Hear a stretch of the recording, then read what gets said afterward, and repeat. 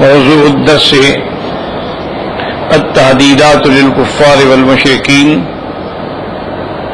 سورة تبت، تفسیر ابن کثیر۔ الحمد للہ رب العالمین، والصلاة والسلام على اشرف الانبیاء وسید المرسلین سیدنا محمد وعلى آلہ واصحابہ اجمعین۔ اللهم صل على سيدنا محمد وعلى آل سيدنا محمد كما صليت على إبراهيم وعلى آل إبراهيم في العالمين إنك حميد مجيد۔ أعوذ بالله من الشيطان الرجيم، بسم الله الرحمن الرحيم۔ تبت يدا أبي لهب وتب، ما أغنى عنه ماله وما كسب، سيصلى نارا ذات لهب، وامرأته حمالة الحطب، فی جیدہا حبل من مسد۔ سورۃ تبت اور اس کا دوسرا نام سورۃ المسد بھی ہے، اور یہ بالاتفاق سورہ مکیہ ہے جو ہجرت سے قبل مکی زندگی میں حضور صلی اللہ علیہ وسلم پہ نازل ہوئی۔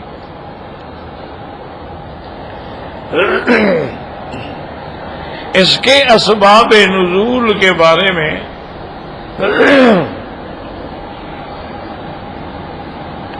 مفسرین کرام نے چند ایک واقعات ذکر فرمائے ہیں۔ ایک واقعہ تو یہ ہے کہ سب سے پہلے جب حضور صلی اللہ علیہ وسلم پہ وحی نازل ہوئی اور قرآن کی سورت اقرا کی پہلی 5 آیتیں نازل ہوئیں تو وہ تو دلیل نبوت ہے کہ آپ اللہ کے نبی ہیں، اس لیے وحی آئی۔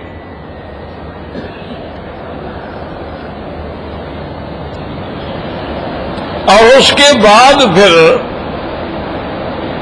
جب اللہ تبارک و تعالی نے آپ پر سورۃ المدثر نازل فرمائی، یا ایھا المدثر قم فانذر، تو اب مقام رسالت بھی آ گیا،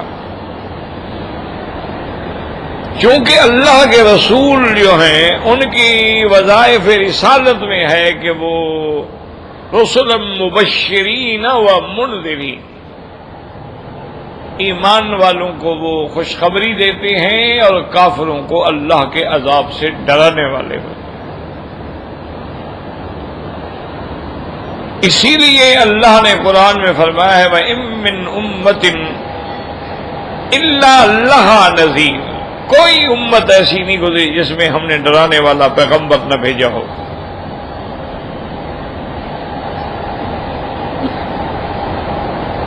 تو حضور صلی اللہ علیہ وسلم کی صفات میں بھی اللہ نے ذکر کیا کہ یا ایھا النبی انا ارسلناک شاہدا ومبشرا ونذیرا۔ تو اب جب اللہ نے نبوت و رسالت کا تاج پہنا دیا تو حکم دیا انذار کا، اور پھر سب سے پہلے حکم دیا کہ وَأَنذِرْ عَشِيرَتَكَ الْأَقْرَبِينَ، سب سے پہلے اپنے رشتہ داروں کو آپ ڈرائیں، اپنے قریب لوگ جو ہیں ان کو ڈرائیں۔ تو اسی ضمن میں علماء نے لکھا ہے کہ حضور صلی اللہ علیہ وسلم نے اس دور کے رواج کے مطابق دعوت دی اور اس میں سارے قریش کے سرداروں کو بلایا۔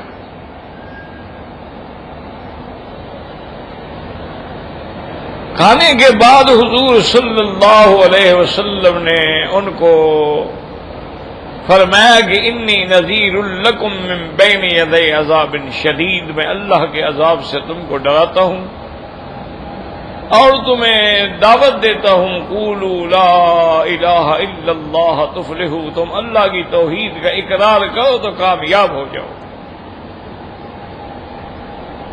تو سب سے پہلے یہ بدبخت جو تھا ابی لہب یہ بول پڑا، کہنے لگا تبا لک، ہلاکت ہو، لہذا جماعت، اسی لیے ہمیں آپ نے کھانے پہ بلایا تھا۔ تو بعض علماء نے فرمایا کہ اس سبب سے اللہ نے یہ سورت نازل فرمائی، اور بعض علماء فرماتے ہیں کہ حضور صلی اللہ علیہ وسلم جبل صفا پر یعنی اس پہاڑ پہ کھڑے ہوئے، اور عرب کی عادت کے مطابق آپ نے آواز لگائی کہ یا صباحا، یہ آواز ہوتی تھی جب کوئی اہم خبر دینی ہو۔ اور بعض روایات میں ہے کہ حضور پاک نے باقاعدہ ہر قبیلے کو بھی بلایا کہ یا لعی، یا غالب، یا بنو کلاب، یا بنو قصی، یا بنو عبد المطلب، سب کو دعوت دی۔ تو سارے کے سارے جمع ہو گئے، ان میں یہ ابی لہب بھی تھا۔ یہ ابی لہب جو ہے نا، یاد رکھیں اس کی کنیت ہے، نام اس کا عبد العزیٰ تھا، اور یہ عبد المطلب کا بیٹا ہے اور حضور کا سگا چچا ہے۔ اس کا نام ابی لہب نہیں، یہ تو کنیت ہے، نام اس کا جو تھا وہ عبد العزیٰ تھا، عبد المطلب کا ہی بیٹا ہے اور حضور صلی اللہ علیہ وسلم کا حقیقی چچا۔ تو آپ نے سب کو مخاطب ہو کے فرمایا کہ اے رؤساء قریش، اگر میں تم کو خبر دوں کہ اس پہاڑ کے پیچھے ایک لشکر آیا ہے، فوج آئی ہے تم پہ حملہ کرنے کے لیے، تو میری بات مان لو گے؟ انہوں نے کہا بالکل مان لو۔ انہوں نے کہا محمد مصطفیٰ صلی اللہ علیہ وسلم ما جربناک الا صادقا عادلا، ہم نے تو آپ کو ہمیشہ سچ بولنے والا پایا، ہمیشہ عدل کرنے والا پایا ہے، تو اب بھی مان لیں گے؟ تو حضور نے فرمایا کہ میں اس سے بھی زیادہ اہم خبر دینا چاہتا ہوں کہ اگر تم اللہ اور اللہ کے رسول پر ایمان نہیں لاؤ گے تو پھر تمہارا انجام جو ہے وہ تباہی و بربادی ہوگا، ہلاک ہو جاؤ گے۔ قولوا لا الہ الا اللہ تفلحوا، اللہ کی توحید کا اقرار کرو اور کامیاب ہو جاؤ۔ تو اس پر بھی اسی بدبخت نے ابی لہب نے کہا کہ تبا لکا، اسی لیے ہمیں جمع کیا تھا آپ نے، اسی لیے بلایا تھا آپ نے۔ تو پھر یہ سورت مبارک جو ہے اس کے رد میں نازل ہوئی، اور اسی طرح علماء نے لکھا ہے کہ حضور صلی اللہ علیہ وسلم جب مکہ مکرمہ میں سالانہ جیسے ہمارے ہاں میلے ہوتے ہیں نا، ایسے مارکیٹیں بازاریں لگتی تھیں، تاجر لوگ جو ہیں وہ سامان لے کے آتے تھے، کوئی شام سے کوئی یمن سے، اور بڑی لمبی چوڑی بازار بن جاتی تھی، اور مکے والے تجارت کرتے تھے، خریدتے بھی تھے بیچتے بھی تھے۔ تو یہ ایک ایسا موقع ہوتا تھا کہ حضور صلی اللہ علیہ وسلم بھی چاہتے تھے کہ میں اللہ کے دین کی اور اسلام کی اور توحید کی دعوت دوں، تو آپ بھی وہاں جا کے دعوت دیتے تھے۔ تو ایک راوی کہتے ہیں کہ میں نے دیکھا کہ ایک آدمی آگے آگے جا رہا ہے اور دعوت دے رہا ہے لا الہ الا اللہ محمد الرسول اللہ، اور اس کے پیچھے ایک آدمی ہے اور وہ پتھر مار رہا ہے اور کہتا ہے اس کی بات نہ سنو، انہ مجنون، یہ تو دیوانہ ہے، نعوذ باللہ۔ تو میں نے لوگوں سے پوچھا کہ بھئی وہ آگے جانے والا کون ہے، یہ پتھر مارنے والا کون ہے؟ انہوں نے کہا کہ آگے جانے والے جو ہیں وہ محمد الرسول اللہ ہیں۔ صلی اللہ علیہ وسلم اور یہ پتھر مارنے والے ان کے چچا ہیں ابی لہب. تو اس زمانے میں بھی یہ صورت مبارک جو ہے وہ نازل ہوئی. تو بعض علماء نے یہ لکھا ہے، اصل بات یہ ہے کہ یہ سارے واقعات ہو سکتے ہیں کہ حضور نے صفا پہ کھڑے ہو کر بھی پکارا، حضور نے بازاروں میں بھی جا کے پکارا، حضور نے تنہائی میں بھی جا کے پکارا، حضور نے اپنے گھر میں دعوت دے کر بھی پکارا. تو یہ سارے واقعات جو ہیں متقارب ہیں، اس میں کوئی بڑی بات نہیں اور نہ کوئی تعارف. اور یہ ابھی لہب اس کی کنیت کیوں تھی؟ اس کا کوئی بیٹا تو نہیں تھا جس کا نام لہب ہو. اصل وجہ یہ ہے کہ یہ بڑا ہی خوبصورت آدمی تھا اور اس کے چہرے پر یعنی رخسار جو تھے ایسے معلوم ہوتا تھا جیسے اس سے کچھ شعلے چمک رہے ہوں. تو اس وجہ سے اس کو خاندان والے جو ہیں وہ ابھی لہب کہتے تھے. اور اس کی بیوی جس کا ذکر اسی صورت کے اندر ہے اس کا نام اروا تھا اور کنیت اس کی ام جمیل تھی. وہ بھی اپنے دور میں یعنی سب سے خوبصورت عورت شمار کی جاتی تھی. لیکن یہ سارا خاندان جو ہے ابھی لہب بھی، اس کی بیوی بھی، اس کے بیٹے بھی، یہ سب دشمن تھے محمد مصطفیٰ صلی اللہ علیہ وسلم. وہ اسی کا ہی ایک بیٹا تھا عتبہ، جس بدبخت نے اتنی بڑی گستاخی کی کہ حضور صلی اللہ علیہ وسلم کی طرف چہرہ کر کے تھوک دیا، نعوذ باللہ. حضور صلی اللہ علیہ وسلم بھی جلال میں آئے اور آپ نے بددعا کی کہ اللہم سلط علیہ کلبا من کلابک، کہ یا اللہ اس بدبخت پہ کوئی جنگل کا کتا مسلط کر دے. کیوں کتے کو کتے سے مارا جائے تو زیادہ بہتر ہے نا، انسان کیوں مارے؟ تو کہتے ہیں کہ وہ باوجود دشمنی رکھنے کے ڈرتے تھے کہ حضور کی بددعا لگ نہ جائے. تو ایک تجارت کے موقع پر سفر میں تھے اور وہ عتبہ بھی ان کے ساتھ تھا. تو اس نے اپنے ساتھیوں سے کہا کہ بھئی مجھے حضور محمد مصطفیٰ صلی اللہ علیہ وسلم کی بددعا کا خوف ہے. تو ایسا کریں کہ سامان ہم اکٹھا کر لیتے ہیں اور ایک مچان بنا لیتے ہیں، میں اس پہ سو جاؤں گا، آپ ارد گرد سو جائے، اور ساتھ ہی پھر ہر آدمی اپنے اپنے اونٹ بھی بٹھا دے گا تاکہ کوئی جنگل کا جانور جو ہے وہ مجھ پہ حملہ نہ کر سکے. یہ انتظام کر کے سو گئے. لیکن قدرت جو فیصلہ کر چکی ہوتی ہے اس کو تو کوئی نہیں ٹال سکتا. اللہ کی شان ہے کہ جنگل سے شیر نکلا اور شیر دیکھ کے اونٹ بھی خاموش رہے، یعنی اونٹوں نے بھی آواز نہیں نکالی. ورنہ جب اونٹ کوئی ایسا شیر اور خطرناک جانور دیکھ لیں تو اونٹ بھی تو کھڑے ہو جاتے ہیں، بلبلا اٹھتے ہیں، لیکن اونٹ بھی خاموش رہے. اور وہ شیر بھی آگے پورا چکر لگایا اور سب بندوں کے قریب آ کے ان کے منہ کو سونگھتا تھا.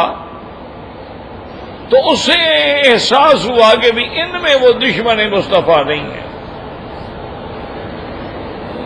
اسی لیے علماء نے، اولیاء اللہ نے فرمایا ہے کہ جس کے دل میں حضور صلی اللہ علیہ وسلم کی محبت ہوتی ہے اس کے اندر اللہ خوشبو پیدا کرتے ہیں، اور جس کے اندر حضور کا بغض ہوتا ہے تو ان کے اندر ایک بدبو پیدا ہوتی ہے، اور جتنا بغض زیادہ ہوگا اتنا بدبو زیادہ ہوگا، اور حضور سے جتنی محبت زیادہ ہوگی اتنی خوشبو زیادہ ہوگی. تو اہل اللہ فرماتے ہیں کہ اللہ والے تو ان چیزوں کو محسوس بھی کر لیتے ہیں، ان کو محسوس ہو جاتا ہے کہ یہ بندہ جو ہے اس میں خوشبو ہے اللہ کے ذکر کی، اس کے اندر خوشبو ہے حب رسول اللہ صلی اللہ علیہ وآلہ آلہ وصحابہ وسلم کی. تو انہوں نے لکھا ہے کہ وہ شیر جو تھا وہ چکر لگا کے پیچھے ہٹا اور پھر دوڑ کے آیا اور ایسی چھلانگ لگائی کہ وہ جو مچان کے اوپر سویا ہوا تھا دشمن رسول اتبا سیدھا اس میں ٹوٹ پڑا، وہ مزہ اس کو ٹکڑے ٹکڑے کر ڈالا۔ حضور صلی اللہ علیہ وسلم کی جو دعا تھی وہ پوری ہو گئی کہ آپ نے جو دعا فرمائی تھی اللہم ممزقہ کل ممزق، یہ سارا نظام اللہ کے ہاتھ میں۔ دیکھیں قریبی سکا چچا ہے اور حقیقی چچا ہے، لیکن سب سے بڑا دشمن ہے۔ حضور صلی اللہ علیہ وسلم کو ایذا دینا چاہتا ہے، اللہ نے ہدایت سے بھی محروم کر دیا۔ ورنہ ابھی یہ چند دن قبل اسی ملک میں دفاع عن رسول صلی اللہ علیہ وسلم کے نام پر کانفرنس ہوئی جس میں بڑے بڑے علماء کو بلایا گیا، تو اس میں وہ آدمی بھی آیا ہے جس نے حضور کی شان میں توہین کی تھی اور کارٹون بنائے تھے حضور کے خلاف۔ اللہ کی شان دیکھیں گے، وہ مسلمان ہو گیا، وہ بھی آیا، اور اب وہ جو حضور کی دشمنی کر رہا تھا اب دفاع عن رسول صلی اللہ علیہ وسلم کر رہا ہے۔ تو یہ اللہ تعالی کا نظام ہے، وہی اس کی ذات مقلب القلوب ہے، وہ چاہے تو ہدایت عطا فرما دیں اور چاہے تو ہدایت سے دور فرما دیں۔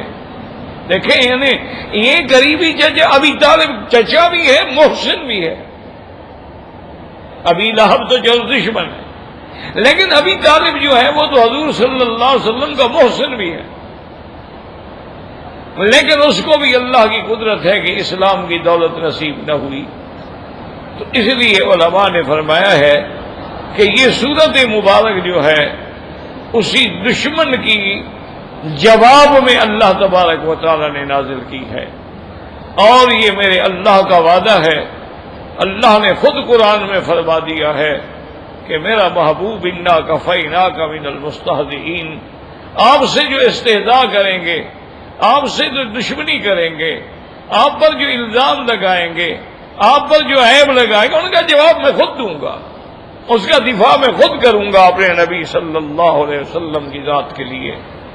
اور اسی لیے سارے قرآن میں دیکھ لیں کہ دشمنوں نے جب بھی اعتراض کیا تو اللہ نے جواب دیا، دشمنوں نے جب بھی کوئی الزام لگایا تو اللہ تبارک و تعالی نے جواب دیا۔ تو اس لیے یہاں بھی چونکہ ابی لہب نے ایک سخت لفظ کہا تھا تبا لک لہذا جماعتنا، تو اللہ نے وہی لفظ نازل کر دیا تبت یدا ابی لہب وتب، کہ ہے یہ گنبد کی صدا، جیسی کہو ویسی سنو، یعنی فوراً جواب مل گیا۔ اور اس نے تو ایک دفعہ کہا ہوگا، 2 دفعہ کہا ہوگا، 10 دفعہ کہا ہوگا زندگی میں، لیکن اللہ نے قرآن میں نازل کر دیا کہ قیامت تک قرآن پڑھا جائے گا اور ہر پڑھنے والا کہے گا تبت یدا ابی لہب۔ اور علماء نے فرمایا ہے خدا کی قدرت دیکھیں کہ یہاں ابی لہب کنیت جو ہے اس کو ذکر کیا گیا لیکن نام کو ذکر نہیں کیا گیا، کیونکہ نام میں عبد العزا تھا، اور دوسرا کنیت یہاں کسی تعظیم کے لیے نہیں، بلکہ اللہ نے فرمایا کہ تم جو اپنے آپ کو ابھی لہب کہتے تھے نا، تمہارے لیے بھی وہ ذات ذات لہب جو ہے وہ تیار ہے، ہم بھی تمہیں وہی سزا دیں گے جو تم کنیت کہلاتے تھے، جس بات پہ تم فخر کرتے تھے وہی چیز میرے لیے عذاب کا باعث بنے گی۔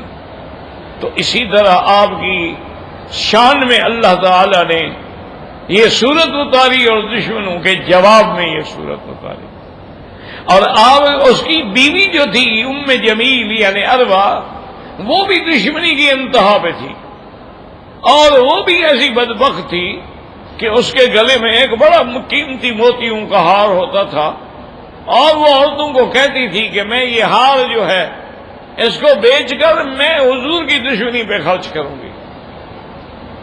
اور پھر وہ دشمنی کی اس انتہا پہ پہنچی ہوئی تھی کہ باہر جا کے لکڑیاں چنتی، کانٹے دار لکڑیاں، اور کانٹے چنتی، گٹھڑ باندھ کے لے آتی اور حضور کے راستے میں بکھیر دیتی کہ اور کچھ نہ ہو تو کم سے کم حضور صلی اللہ علیہ وسلم کے پاؤں زخمی ہو جائیں گے، آپ کو کانٹے لگیں گے، یعنی دشمنی کی انتہا ہو۔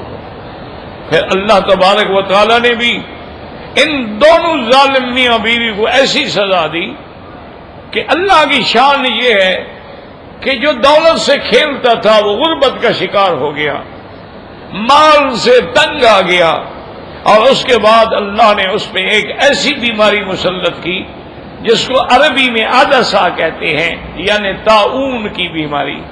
ایک گلٹی نکلتی ہے، اللہ معاف کرے، طاعون چونکہ عذاب ہے، یہ اللہ کا عذاب ہے۔ اس لیے میرے پاک نبی رحمت دو جہاں نے فرمایا کہ اذا سمعتم بأرض طاعون فلا تدخلوها، اگر تمہیں پتہ لگے کہ کسی علاقے میں طاعون ہے تو وہاں نہ جائیں، اور اگر وہاں ہو تو پھر نہ نکلو اس علاقے سے، کیونکہ جہاں جاؤ گے پھر طاعون پھیلاؤ گے، اور اگر جاؤ گے تو تم بھی طاعون کا شکار ہو جاؤ گے۔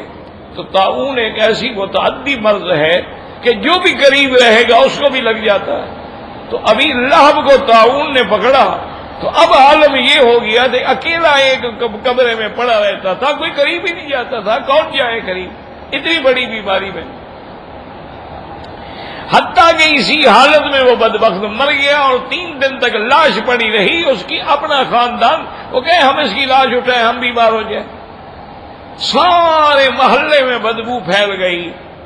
آخر ان لوگوں نے چند حبشی مزدوروں کو کرائے پر بلایا کہ کسی طرح اس لاش سے ہماری جان چھڑاؤ، اور انہوں نے آگے دیکھا کہ لاش کا برا حال ہے، بدبو ہے، بدن پھٹ چکا ہے، تو انہوں نے بڑی بڑی لکڑیاں لے کر ان کو باندھا، تیار کیا، ایک قسم کا سمجھ لیں کہ اسٹریچر بنایا، اور اس کے نیچے وہ لکڑیاں ڈالی، اس کو اٹھا کے ایک گڑھے میں جا کے ڈال دیا، اور دور سے کھڑے ہو کے اس پہ مٹی پھینک دی، اور وہ لکڑیاں بھی کاٹ کے اسی جگہ پھینک دی تاکہ وہ بیماری کا باعث نہ بنے۔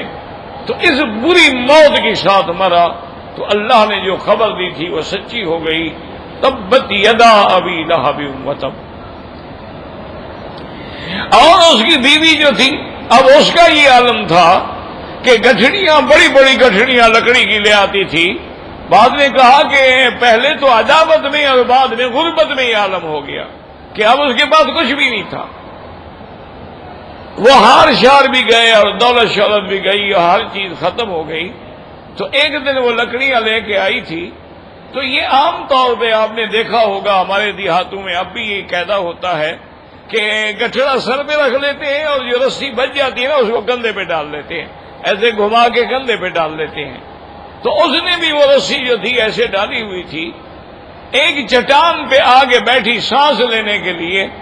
تو اس کے بعد خدا کی قدرت ہے کہ ایسا چکر آیا کہ وہ گٹھڑی جو ہے پیچھے گئی اور یہ اس طرف گئی، تو رسی جو تھی اس کے لیے پھانسی کا پھندا بن گئی، اور وہ اسی رسی کے ساتھ دنیا میں بھی پھانسی لگ گئی اور آخرت میں بھی ہمیشہ کے لیے عذاب کا شکار ہو جائے گی۔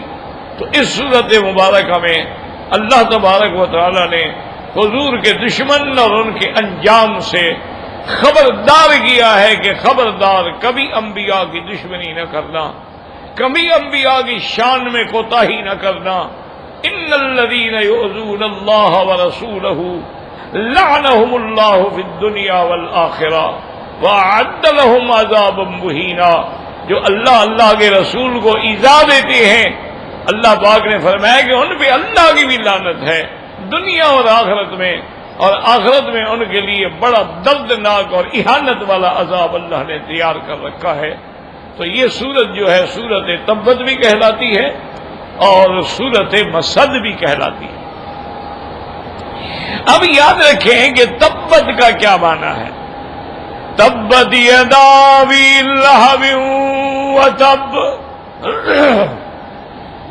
بعض علماء نے فرمایا کہ اس کا معنی ہے کہ تبت یدا، تیرے دونوں ہاتھ ٹوٹے، کیونکہ اس نے ہاتھوں سے اشارہ کیا تھا نا حضور صلی اللہ علیہ وسلم کی طرف کہ الہذا جمع تھا نا، تو اللہ نے فرمایا تبت یدا ابی لہب وتب، اے بدبخت تیرے دونوں ہاتھ ٹوٹے، وتب، اور ٹوٹ گئے۔ معنی یہ ہے کہ پہلے کے گویا پہلا کلمہ جو ہے گویا بطور دعا ہے اور دوسرا جو ہے گویا نتیجہ ہے، جیسے آتا ہے نا جی قتل ثم قتل، تو اس لیے اللہ نے یہاں بھی فرمایا تبت یدا ابی لہب وتب.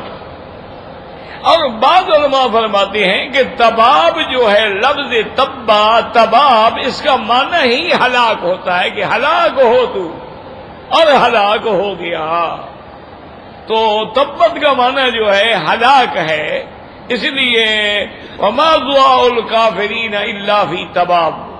اور جیسے کہ آتا ہے وما کید فرعون الا فی تباب، کہ اس کا فرعون کا جو مکر تھا وہ بھی کوئی نتیجہ نہ نکلا. تو اس لیے اس کا معنی علماء نے ہلاک بھی فرمایا ہے کہ اللہ نے فرمایا کہ تیرے دونوں ہاتھ ٹوٹے اور ٹوٹ گئے، ہلاک ہو گیا ابھی لہب جو ہے. اور بعض علماء نے فرمایا تبت کا معنی خسرت، ٹوٹے میں پڑا، باقی ٹوٹے میں پڑا، نہ دنیا رہی نہ آخرت رہی. نہ دنیا ملی جس اولاد پہ اور جس کمائی پہ اور دولت پہ ناز کرتا تھا، وہ دولت بھی ختم ہو گئی اور آخرت بھی ختم ہو گئی. تو بعض علماء فرماتے ہیں کہ اس کا معنی خسرت بھی ہے کہ ٹوٹے میں پڑ گیا. تبت یدا ابی لہب وتب. تو سارے معنی جو ہے نا یاد رکھیں، یہ قریب اس کو کہتے ہیں متقاربۃ المعنی، یعنی ایک دوسرے کے قریب ہے، یہ تعارض نہیں ہوتا ہے. اصل میں یہ سمجھانے کے لیے تفاسیر ہوتی ہیں، کیونکہ یہ لفظ قرآن میں استعمال ہوا ہے غیر تطبیب، تو وہاں مانا کیا گیا غیر تخسیر. اسی طرح وما کید فرعون الا فی تباب، تو یہ قرآن میں لفظ جو استعمال ہوا ہے، اس لیے بعض علماء نے اس کا ایک معنی لیا ہے اور بعض علماء نے اس کا دوسرا معنی لیا ہے. اس لیے اللہ تبارک و تعالی یہ ارشاد فرماتی ہے تبت یدا ابی لہب وتب ما اغنی عنہ مالہ وما کسب. اللہ نے فرمایا اس کو کوئی فائدہ نہ دیا، نہ اس کے مال نے اور نہ جو اس نے کمایا تھا، کچھ بھی کام نہ آیا. دنیا میں بھی کام نہ آیا اور آخرت میں تو ویسے بھی کچھ کام نہیں آتا. یوم لا ينفع مال ولا بنون، آخرت میں تو نہ مال نفع دے گا نہ اولادیں نفع دے گی. تو اس لیے اللہ نے فرمایا کہ اسی جگہ ما اغنا عنہ مالہ وما کسب سیصلی نارا، وہ داخل ہوگا آگ میں، ایسی آگ بھڑکنے والی، ذات لہب، بڑے بڑے شعلے اگلنے والی آگ. تو اللہ نے سزا بھی وہ دی جس پہ وہ فخر کرتا تھا. اسی لیے آپ دیکھیں کہ قرآن پاک میں موسیٰ علیہ السلام جب فرعون کے پاس گئے اور فرعون کو دعوت دی، فرعون کو دعوت دی اسلام کی، ایمان کی، تو فرعون اکڑ گیا. اور فرعون اس کے بعد کہنے لگا کہ دیکھو یہ آدمی میرا مقابلہ کر رہا ہے، وَهَٰذِهِ الْأَنْهَارُ تَجْرِي مِن تَحْتِي، یہ دیکھو میرے محلات کے نیچے نہریں بہ رہی ہیں. اور موسیٰ علیہ السلام اور اس کے بھائی کے پاس تو رہنے کا ٹھکانہ بھی نہیں ہے، یہ میرا مقابلہ کرے گا. تو اس نے فخر کیا تھا اپنے نہروں پہ کہ دیکھو میرے محل کے نیچے دریا بہ رہے ہیں. اللہ نے اس کو عذاب بھی وہی دریا والا دیا کہ جن نہروں پر اور جن دریاؤں پہ تم فخر کر رہے ہو، ہم اسی دریا میں تمہیں غرق کریں گے، اسی دریا میں تمہیں عذاب پکڑے گا. تو اللہ تبارک و تعالی نے ان کو عذاب بھی وہی دیا جس چیز پہ وہ فخر کرتا تھا. تو اس لیے ہمیشہ یاد رکھیں کہ اللہ تبارک و تعالیٰ کی شان ہے کہ وہ اپنے دشمنوں کو جس چیز سے چاہے عذاب دے. لیکن فرمایا سیصلی نارا ذات لہب وامرأتہ حمالۃ الحطب. اس لیے میں نے کئی دفعہ عرض کیا ہے کہ قرآن پاک کسی عورت کا نام نہیں لیتے ہیں، ہمیشہ یاد رکھو اللہ نے کبھی کسی عورت کا نام نہیں لیا قرآن میں، صرف بی بی مریم کا نام ہے. اس کی وجہ یہ ہے کہ عیسیٰ علیہ السلام کا والد نہیں ہے، اللہ نے ان کو بغیر باپ کے پیدا کیا، تو ان کی نسبت ماں کی طرف گئی عیسیٰ ابن مریم، عیسیٰ ابن مریم، تو اس لیے بی بی مریم کا نام آیا ہے. ورنہ حضور صلی اللہ علیہ وسلم کی ازواج مطہرات ہیں تو اللہ نے نام نہیں. یا ایھا النبی قل لازواجک و بناتک، ازواج اور بنات نام نہیں ہے. اسی لیے اللہ تبارک و تعالی نے مثال دی، ضرب اللہ مثل للذین کفروا امرأۃ نوح و امرأۃ لوط. اللہ نے امرأۃ لوط نوح کی بیوی، لوط کی بیوی نام نہیں لیا ہے کہ نام اس کا کیا ہے. اسی طرح اللہ تبارک و تعالی نے ضرب اللہ مثل الذین آمنوا امرأۃ فرعون کی بیوی نام نہیں لیا ہے. تو یہ سنت اللہ ہے کہ وہ نام نہیں لیتے ہیں. وَأَوْحَيْنَا إِلَىٰ أُمِّ مُوسَىٰ أَنْ أَرْضِعِيهِ، تو موسیٰ علیہ السلام کی ماں کا نام نہیں دیا ہے. اور تو معنی یہ ہے کہ وہ عورتیں چاہے اللہ کی مومنات ہیں ان کا بھی نام نہیں لیا ہے، اور اگر دشمن ہے تو اس کا بھی نام نہیں لیا ہے. کیونکہ اس میں علماء نے فرمایا کہ اشارہ ہے کہ عورت کا باوجود جو ہے وہ اتنا محترم ہے کہ اس کے بدن کا بھی پردہ ہے، اس کے سر سے لے کر پاؤں تک پورے جسد کا بھی پردہ ہے، اور اس کے نام کا بھی پردہ ہے کہ اس کا نام بھی نہ لیا جائے.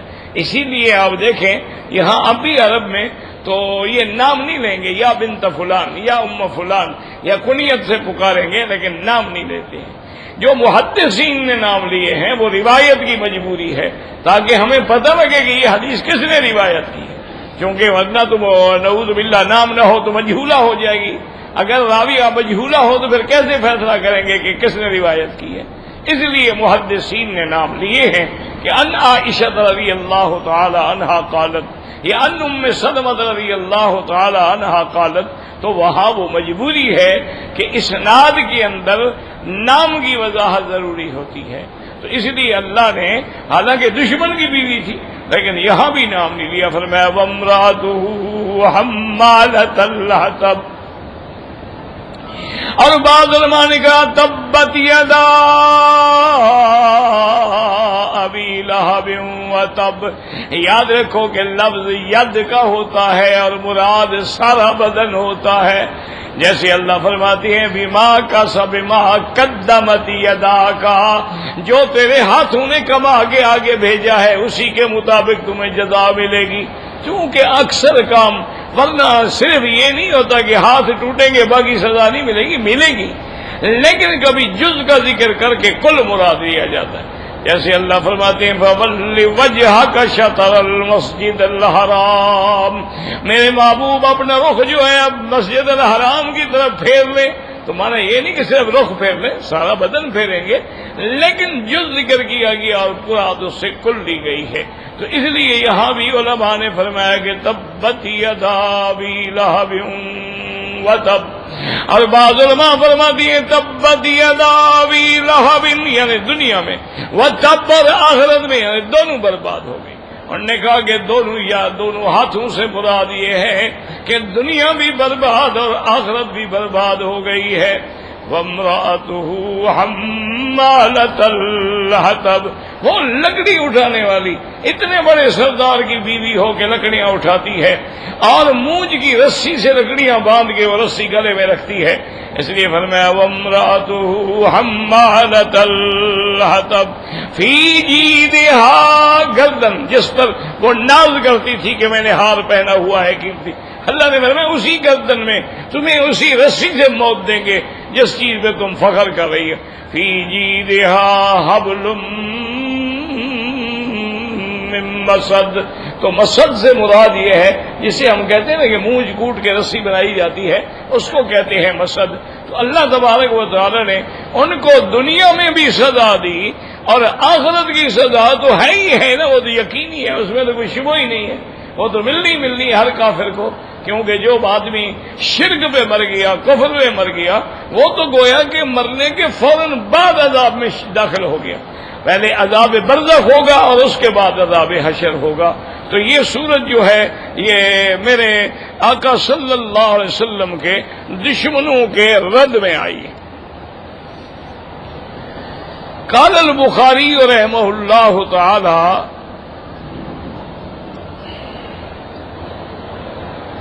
حدثنا محمد سلام قال حدثنا ابو معاویہ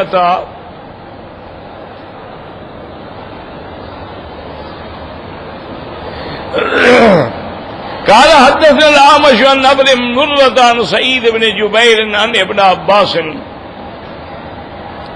رضي الله تعالى عنهما أن النبي صلى الله عليه وسلم خرج إلى البطحاء فصعد الجبل فنادى يا صباحا فاجتمعت إليه قريش.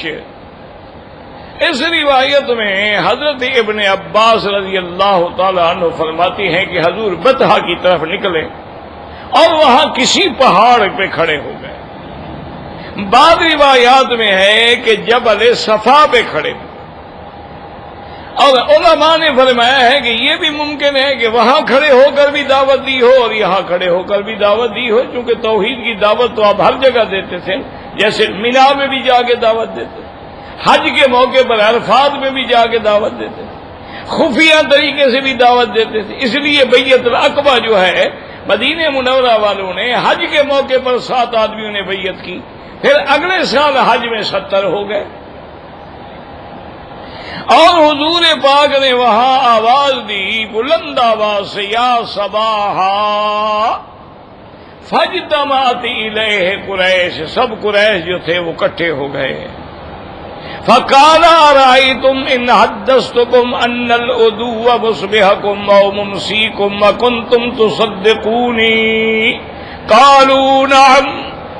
حضور نے فرمایا کہ اگر میں تمہیں بتلاؤں کہ بھئی تمہارا دشمن صبح یا شام آنے والا ہے، حملہ کرنے والا ہے، تو کیا تم میری اس بات کو مان لو گے؟ انہوں نے کہا بالکل مان لو. تو آپ نے فرمایا کہ اگر مانتے ہو کہ میں سچا ہوں، انی نذیر لکم بین یدی عذاب شدید، میں تم کو اللہ کے عذاب سے ڈراتا ہوں اور اسلام کی دعوت دیتا ہوں.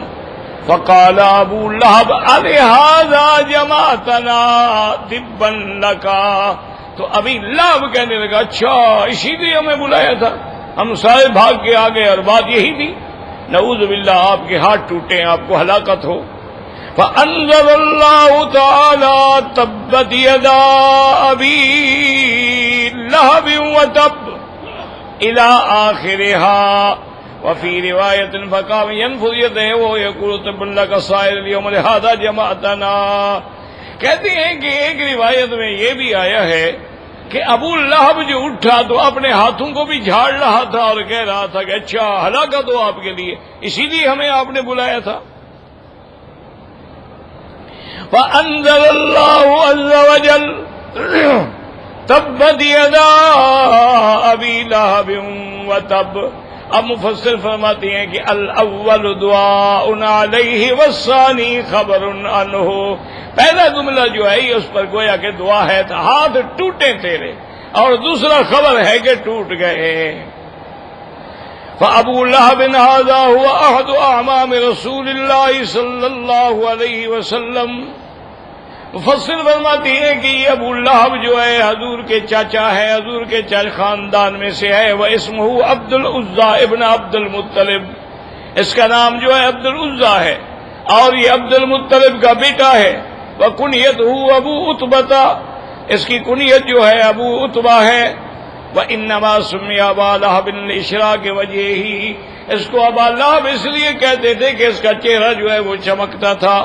وکان کثیر الاذیۃ لرسول اللہ صلی اللہ علیہ وسلم والبغضۃ له والازدراء به والتنکس له ولدیہ. اب مفسر فرماتے ہیں کہ یہ شخص جو تھا سب سے زیادہ حضور کو ایذا دینے والا تھا اور سب سے زیادہ حضور سے بغض رکھنے والا تھا، سب سے زیادہ حضور کی توہین و تنقیص کرنے والا تھا. قال الامام محمد حدثنا ابراہیم بن ابی العباس حدثنا عبد الرحمن بن ابی الزناد عن ابیہ قال اخبرنی رجل یقال له ربیعۃ بن عباد من بنی الدیل وكان جاہلیا فاسلم. اب اس روایت میں آتا ہے وہ فرماتے ہیں کہ مجھے ایک شخص نے جس کا نام ربیعت ابن عباد تھا، یہ بنو دیل قبیلے سے تعلق رکھتا تھا، اور یہ اس وقت کی خبر ہے جب تک وہ اسلام نہیں لے آیا تھا، بعد میں وہ بھی مسلمان ہو گیا۔ قال رأيت النبي صلی اللہ علیہ وسلم بالجاہلیت فی سوق ذی المجاز، کہ میں نے حضور پاک کو کفر کے زمانے میں دیکھا تھا سوق ذی المجاز میں، وهو يقول أيها الناس قولوا لا الہ الا اللہ تفلحوا والناس مجتمعون علیہ۔ آپ دعوت دے رہے تھے کہ لوگوں اللہ کی توحید کا اقرار کرو، لوگ جمع ہو رہے تھے، وَوَرَاءَهُ رَجُلٌ وَذِيَّ الْوَجْهِ أَحْوَلُ ذُو غَدِيرَتَيْن، ان کے پیچھے ایک آدمی تھا جس نے دو زلفیں بھی رکھی ہوئی تھی، اور وہ کہہ رہا تھا انہ صابی کاذب نعوذ باللہ، یہ باپ دادے کے دین کو چھوڑنے والا ہے، جھوٹ بولتا ہے، یتبعہ حیث ذہب، جہاں حضور جائیں وہ پیچھے جا رہا ہے۔ فسألت عنہ وقال ھذا عمہ ابو لہب، جب میں نے پوچھا تو انہوں نے کہا کہ یہ آپ کا چاچا ابو لہب ہے۔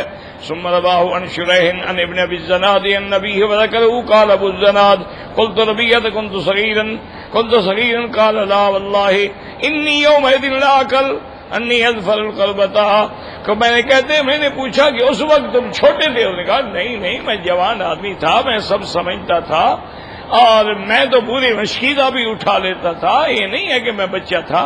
مجھے بالکل واقعہ یاد ہے کہ حضور توحید کی دعوت دے رہے تھے، اور آپ کا چچا دشمن جو ہے آپ پہ الزام بھی لگا رہا تھا، آپ کو صابی بھی کہہ رہا تھا، آپ کو کاذب بھی کہہ رہا تھا۔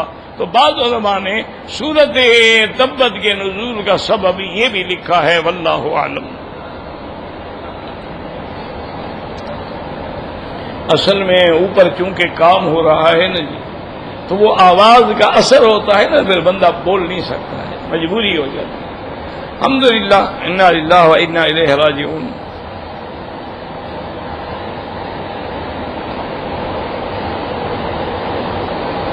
کہتے ہیں جی پختون قوم جو پاکستان میں آباد ہیں، ان کی تاریخ کیا ہے؟ تو کوئی کتاب لے لو ان کی تاریخ کی، مجھے تو پتہ نہیں ہے،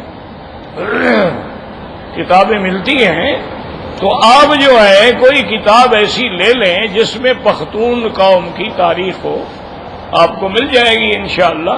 بہرحال ہمیں ان کی تاریخ کا کوئی پتہ نہیں۔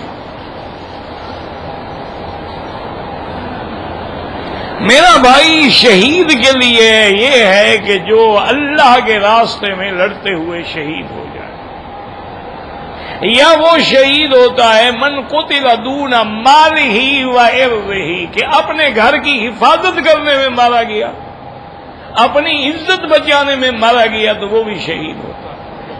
باقی دعا کرو اللہ مسلمانوں پہ رحم فرمائے۔ لڑکی کو مہر دیں گے کہ لڑکی کے باپ کا کیا تعلق ہے؟ مہر لڑکی کا حق ہوتا، مہر جو آپ دیں وہ خالصتاً لڑکی کا حق ہے، اس میں اس کے باپ کا، ماں کا، بھائیوں کا، خاندان کا کوئی حق نہیں۔ یہ تو ظلم ہے کہ پیسے باپ لے کے لڑکی شادی کر دی، ہے ناجائز ہے، بالکل حرام ہے۔ مہر جو ہوتی ہے وہ لڑکی کی ہوتی ہے، اس کے باپ کی نہیں ہوتی۔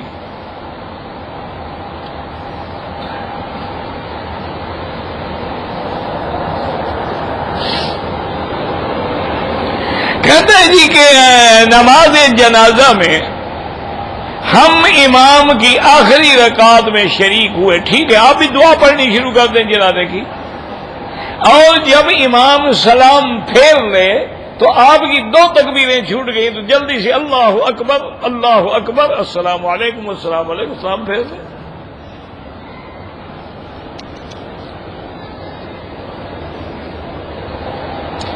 بھئی طاعون جو ہے صاف بات ہے کہ اگر کسی نیک بندے کو ہو تو ابتلا ہوگا نا، ابو لہب کے لیے تو عذاب تھا نا اللہ کے بندے۔ ہم ابھی لہب کا ذکر کر رہے ہیں یا نیک بندوں کا ذکر کر رہے ہیں؟ ابھی لہب آپ کے خیال میں نیک آدمی تھا؟ طاعون ایک عذاب ہے، ایک بلا ہے۔ اب مسئلہ یہ ہوتا ہے کہ مومن مبتلا ہو جائے تو امتحان ہوگا، اور کافر ہو تو اس کے لیے عذاب ہو۔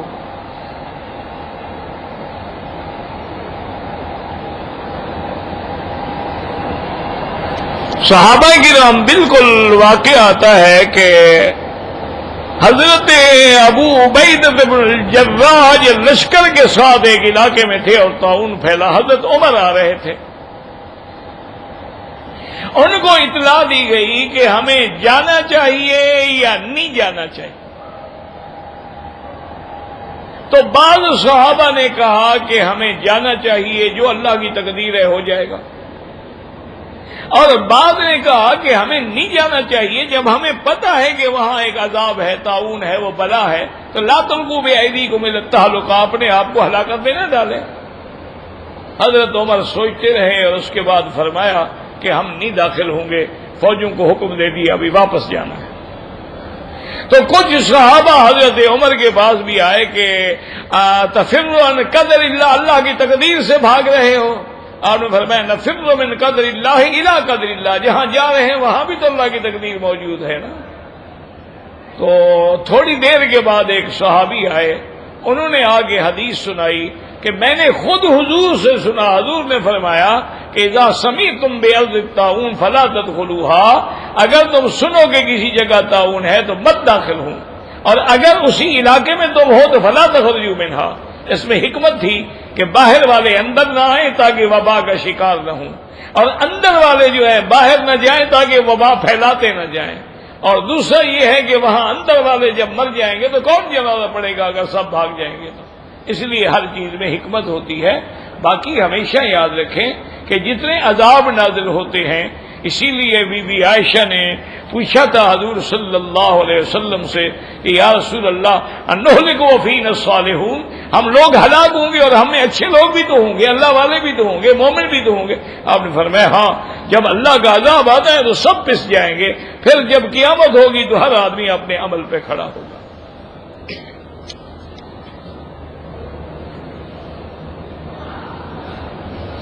ایک میرا دوست ہے، اس نے عمرہ کیا، پہلے تو مشین کا کینچی سے ہر طرف سے تھوڑے تھوڑے بال کاٹے، باہر جا کے پھر مشین پھروا لی، ٹھیک ہے، کوئی دم نہیں۔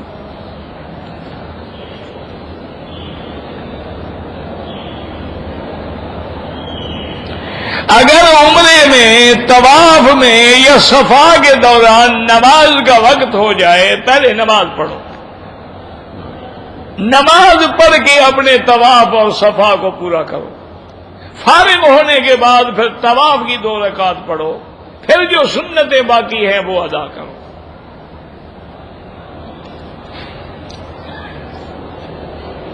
زمزم کے پانی سے وضو کرنا بالکل جائز ہے، زمزم بھی پانی ہے۔ یہ تو علماء نے لکھا ہے کہ اگر دوسرا پانی موجود ہے تو ہم کیوں ضائع کریں؟ ادب کا تقاضا یہ ہے کہ ہم استعمال نہ کریں، ہم پینے کے لیے استعمال کریں، سر پہ ڈالیں، بدن میں ڈالیں، اور اس کو ضائع نہ کریں۔ لیکن اگر نہ پانی نہ ہو، اب اس کو وضو کرنا ہے حرم میں، اور پانی حرم میں تو صرف ہے ہی زمزم کا، تو کر سکتا ہے۔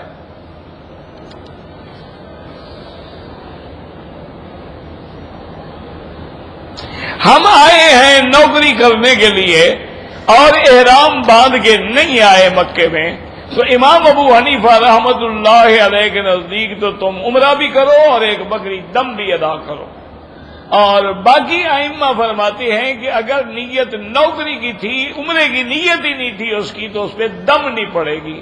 لیکن بہتر یہی ہے کہ جب اللہ تمہیں توفیق دے عمرہ کر لو اور ایک بکری دم بھی ادا کر دو۔ یہ ضروری نہیں ہے کہ ابھی دو، کچھ عرصے کے بعد دے دو۔